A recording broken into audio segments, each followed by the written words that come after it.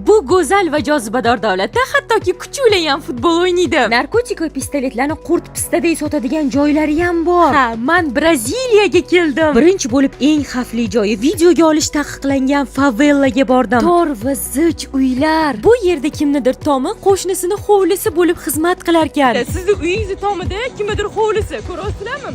Uni ustida kimnidir uyi, uy ustida kimnidir uyi. Keyin butun shaharni tomosha qilish uchun vertolyotga chiqdim. Ham tog'lar, o'rmonlar, shaharlar va dengizni bir vaqtda ko'rdim. Bunaqasini topish qiyin. Keyin o'sha mashhur haykalni ko'rdim va dunyodagi eng mashhur karnavalga bordim. O'zi ham hamma raqsga tushdi. Rio multfilmidagi kanatga ham chiqdim va eng muhimi Kobaltni ko'rdim. Xuddi qarindoshimni ko'rgandek xursand bo'lib ketdim o'zi ham. Plyajlari, dengiz, undagi to'lqinlar, vobshe mazza. Tramvayda rangli ko'chalarni aylandim. Garri Potterdagi kutubxonaga kirdim va shaharning eng chiroyli, tarixiy va gavjum joylarida bo'ldim. Shularni hammasini sizlar ham ko'rishingiz uchun videoga oldim. Mehnat uchun like bosib qo'ysanglar xursand bo'lardim. Xo'sh, Braziliya sizlarga qanchalik yoqdi? Yozib qoldiringlar.